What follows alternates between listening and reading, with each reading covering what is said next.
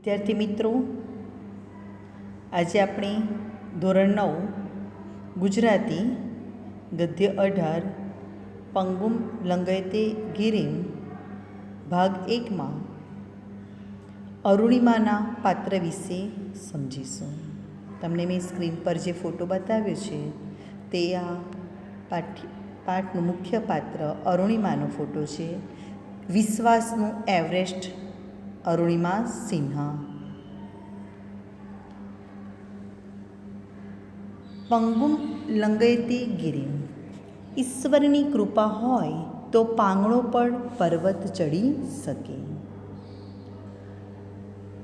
પંગુમ લંઘયતે ગિરિમ એક યુવતીના અડગ વિશ્વાસને વ્યક્ત કરતું આ રેખાચિત્ર છે.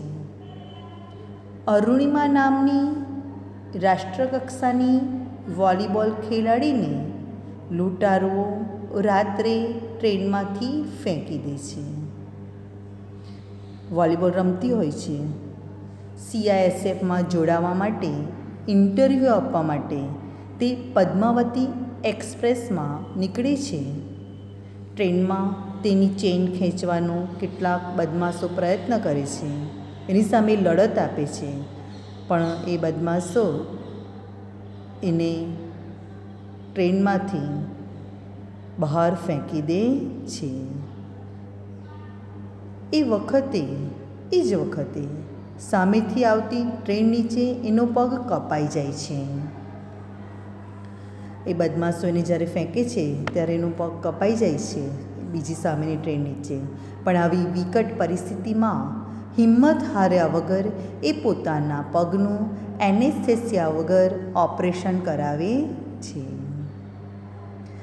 એનેસ્થેસિયા એટલે જ્યારે પણ કોઈ ઓપરેશન થાય, વાડકાપ થાય, ત્યારે એટલા શરીરને ઇન્જેક્શન આપીને બહાર મારી દેવામાં આવે કે જેથી કરીને એ ભાગમાં જે ઓપરેશન થાય એનું દર્દ તમે મહેસૂસ કરી શકો નહીં. એટલું જ નહીં, એ ક્ષણે એ એવરેસ્ટ સર કરવાનું સ્વપ્ન સેવે છે. આ જ્યારે એને ઓપરેશન ચાલતું હોય છે, એક એનેસ્થેસિયા વગર કેમ ઓપરેશન આપવું પડ્યું? કારણ કે એને એક ગામડાની નજીકની જે હોસ્પિટલમાં લઈ જવામાં આવે છે ત્યાં આવું એનેસ્થેસિયાની સગવડ જ નથી હોતી. અને એવી પરિસ્થિતિમાં એને ઓપરેશન કરાવવું પડે છે. એ એના બધા દર્દને અનુભવે છે, એ ઓપરેશનને જોઈ રહી છે, એ ભાનમાં છે. અને આવી વિકટ પરિસ્થિતિમાં એનું સ્વપ્ન તો તમે જુઓ, એવરેસ્ટ સર કરવાનું છે.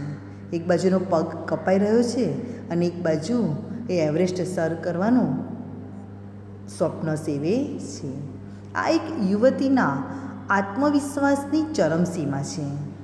અનેક મુશ્કેલીઓ પછી એ એવરેસ્ટ સર કરે જ છે, પણ એ સિવાયના વિશ્વના બીજા શિખરો પણ તે સર કરે છે. અને જાણે કે આ પાઠનું જે શીર્ષક છે પંગુમ લંઘયતે ગિરિમ, આ સુભાષિતાને એ સાર્થક કરે છે. આ પાઠમાં આપણે અરુણિમા વિશે જોઈએ. બરેલી ડિસ્ટ્રિક્ટ હોસ્પિટલના સ્ટાફમાં દોડધામ મચી ગઈ. આપણે જોયું કે અરુણિમાને ટ્રેનમાંથી ફેંકી દે છે અને આખી રાત એ જે રોડ પર પડી રહે છે અને જ્યારે એને હોસ્પિટલમાં લાવે છે, એની જે પરિસ્થિતિ હોય છે એને એના કારણે હોસ્પિટલમાં દોડાદોડ મચી જાય છે. અરુણિમા નામની છોકરીના પગનું ઓપરેશન કરવાનું હતું, પરંતુ ચિંતાજનક બાબત એ હતી કે અહીં ન હતી લોહી માટેની વ્યવસ્થા કે ન હતી દર્દીને બેહોશ કરવા એનેસ્થેસિયાની સુવિધા. જોયું તમે, ઓપરેશન તો કરવાનું છે, એને બીજે લઈ જવા જેટલો સમય પણ નથી. પણ ચિંતા શું હતી કે લોહીની બોટલ જે એના શરીરમાંથી જે લોહી વહી ગયું છે અને બીજા લોહીની જે જરૂર છે એની કોઈ વ્યવસ્થા નહોતી. અને પગ કાપવાનો હતો, એ કાપવા માટેનું, એ પગના ઓપરેશન કરવા માટેનું એને ત્યાં કોઈ એવી વ્યવસ્થા પણ નહોતી. એનેસ્થેસિયા ડૉક્ટર પણ નહોતા. અરુણિમા એ અર્ધભાનાવસ્થામાં આ અંગેની ચર્ચા સાંભળી અને ડૉક્ટરની હિંમતથી કહ્યું, સરજી, મારો પગ કપાયો. હું આખી રાત રેલવે ટ્રેક પર પડી રહી. મેં ભયંકર વેદના સહન કરી. તો હવે તમે તો મારા ભલા માટે મારો પગ કાપશો ને? હું સહન કરી લઈશ. તમે એના શબ્દ, એની હિંમત જુઓ, એનો આત્મવિશ્વાસ જુઓ. એ અડધા ભાનમાં છે, થોડી એ સમજી શકે છે, ડૉક્ટરની વાતો સાંભળી શકે છે. ડૉક્ટર અને સ્ટાફ વાત કરતા હોય છે કે આપણી પાસે લોહી નથી, આપણી પાસે એનેસ્થેસિયાના ડૉક્ટર નથી. તો એ કહે છે કે ભલે આખી રાત તમે વિચારો, રેલવેના ટ્રેક પર સૂતેલી એક યુવતી, અને એની પાસેથી રેલવેના ટ્રેક પરથી કેટલી ટ્રેનો પસાર થઈ હશે, અને એ સમયમાં એ એટલી હિંમત એનામાં આવી જાય છે કે એ કહે છે કે ના, તમે મારો પગ કાપો, હું સહન કરી લઈશ. આ સાંભળીને, એની અડગતા જોઈને ડૉક્ટર અને નર્સ આભા બની જાય છે. તેમની માનવતા જાગી ઉઠે છે. એમને એમ થાય છે કે અરે, આ છોકરી કેટલી હિંમતવાળી છે, તો આપણે પણ એવું કંઈક કરીએ કે જેથી એની જિંદગી બચી જાય. હોસ્પિટલ ડૉક્ટર અરે ફાર્માસિસ્ટે રક્તદાન કર્યું. ફાર્માસિસ્ટ એટલે હોસ્પિટલમાં જે દવા આપે ને, તે મેડિકલ સ્ટોર જેમાં જે દવા આપે તે ફાર્માસિસ્ટ કહેવાય. તે બંને પોતાનું રક્ત, લોહી આપ્યું અને એનેસ્થેસિયા વિના અરુણિમાના પગનું ઓપરેશન કરવામાં આવ્યું. ભયંકર વેદનાભરી સ્થિતિમાં તેનો પગ અલગ કરાયો. કલ્પના કરો આપણે કે આપણે શાક સમારતા કે કંઈક કામ કરતાં ચપ્પુ કે કંઈક વાગી જાય છે, ખીલી વાગી જાય છે, તો કેટલી વેદના થાય છે. અને આ તો એનો પગ જ અલગ કરાવી દેવો. કેટલી ભયંકર એના માટે શબ્દ વાપરે છે, ભયંકર વેદના, જેની કલ્પના કરતાં પણ આપણને કંપારી છૂટી જાય એવી આ પરિસ્થિતિ છે. અને એમાં જેનો પગ ડેમેજ થઈ ગયો છે એને અલગ કરવામાં આવે છે. આ પીડાનું સ્મરણ આજે પણ જ્યારે અરુણિમા કરે છે ત્યારે એના રૂવાડા ઊભા થઈ જાય છે. આપણને કલ્પના કરતાં ધ્રુજારી આવી જાય તો એને જેણે અનુભવ્યું છે એની શું પરિસ્થિતિ થતી હશે એ વિચારો. 2011ની 11 એપ્રિલે અરુણિમા CISFમાં જોડાવા માટે ઇન્ટરવ્યૂ આપવા પદ્માવતી એક્સપ્રેસમાં લખનૌથી દિલ્હી જઈ રહી હતી. એ લખનૌથી દિલ્હી જાય છે CISFની પરીક્ષામાં ઇન્ટરવ્યૂ આપવા માટે. CISF central institute of security force, એટલે કે કેન્દ્રીય સુરક્ષા બળ, આપણી જે સુરક્ષા કરે છે ને કેન્દ્રની તે. ત્યારે કેટલાક બદમાશોએ એની સોનાની ચેન ખેંચવા પ્રયત્ન કર્યો. રાતનો સમય છે, એના ગળામાં એણે એક સોનાની ચેન પહેરી છે અને ચેન લેવાનો પ્રયત્ન કરે છે, ખેંચવા જાય છે અને અરુણિમાને ખબર પડી જાય છે કે મારી ચેન ખેંચવાનો આ લોકો પ્રયત્ન કરી રહ્યા છે. ડબ્બામાં મુસાફરોની હાજરીમાં આ ઘટના બની પણ કોઈ એનો વિરોધ ના કર્યો.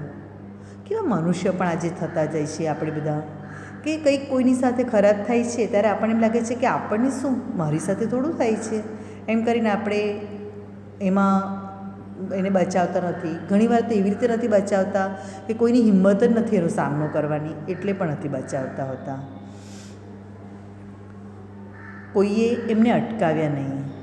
પણ આ તો અરુણિમા, વોલીબોલની રાષ્ટ્રીય કક્ષાની રમતવીર, અને એ કંઈ એમ જ એની ચેન થોડી લઈ લેવા દે. હિંમતવાળી છોકરી, એણે લડત આપી, ઝઝૂમી, પરંતુ આટલા માણસો સામે એકલી શું કરી શકે? અસહાય એકલી હોવાથી બદમાશો એને ટ્રેનમાંથી બહાર ફેંકી દીધી. જેવી ટ્રેનમાંથી બહાર ફેંકાય છે એને ઊભા થવાનો સમય મળે, ખસવાનો સમય મળે એ પહેલાં જ સામેથી એક બીજી ટ્રેન પસાર થઈ અને એના ઉજ્જવળ ભાવિને કચડતી ગઈ. કેટલું ઉજ્જવળ ભાવિ હતું! એક તો રાષ્ટ્રકક્ષાની વોલીબોલ પ્લેયર અને પાછી CISF દેશની સેવા કરવા માટે જઈ રહી હતી, અને એના ભાવિને આ ટ્રેન કચડતી ગઈ. કેમ કચડતી ગઈ? કે અરુણિમાનો ડાબો પગ ટ્રેન નીચે કપાઈ ગયો. બંને ટ્રેનો પસાર થઈ ગઈ. વિચારો, ટ્રેનમાંથી આપણે પસાર થઈ કેટલું બધું અંધારું હોય છે, પાટાની આજુબાજુ ગામ પણ નથી હોતા અને વચ્ચેનો એવો રસ્તો હોય છે. ત્યાં યુવતી અરુણિમા નીચે પડે છે ટ્રેનમાંથી, લોહી લુહાણ થઈ જાય છે, એનો પગ કપાઈ જાય છે. આખી રાત એ મદદ માટે બૂમો પાડે છે, પણ કોઈ એની મદદે આવ્યું નહીં. ક્યાંથી આવે? કોને ખબર પડે રાત્રે અંધકારમાં અને આવા વચ્ચે રસ્તા પર રાત્રિના અંધકારમાં તે 7 કલાક ટ્રેન પર પડી રહી. 7 કલાક દર્દ તેણે સહન કર્યું. ત્યાંથી 49 ટ્રેન પસાર થઈ ગઈ, પણ આ કસોટી કાળમાં એની મદદે કોઈ ફરક્યું નહીં. માત્ર એના કપાયેલા પગના માંસની મિજબાની માણવા ઉંદરો આવ્યા. અરરરર, એનો પગ કપાયેલો છે અને ટ્રેક પર બધા ઉંદર આવી જાય છે, કારણ કે એના પગમાંથી બધું માંસ નીકળેલું છે. અને ખાવા માટે મિજબાની, આપણે તો મિજબાની એટલે મહેફિલ, ઉંદરોને તો એક મિજબાની મહેફિલનો સમય મળી ગયો, એનું માંસ ખાવા માટે આવી ગયા. અને અરુણિમા જોઈ શકે છે અર્ધ બેભાન અવસ્થામાં, ભાનમાં આવે છે, બેભાન થાય છે કે મારા પગમાંથી આ લોકો માંસ ખાઈ રહ્યા છે, પણ એ કમજોર થઈ જાય, એ કેવી રીતે એને હટાવી શકે? આવી પરિસ્થિતિ થઈ જાય છે. આગળનો પાઠ હવે આપણે બીજા વિભાગમાં જોઈશું.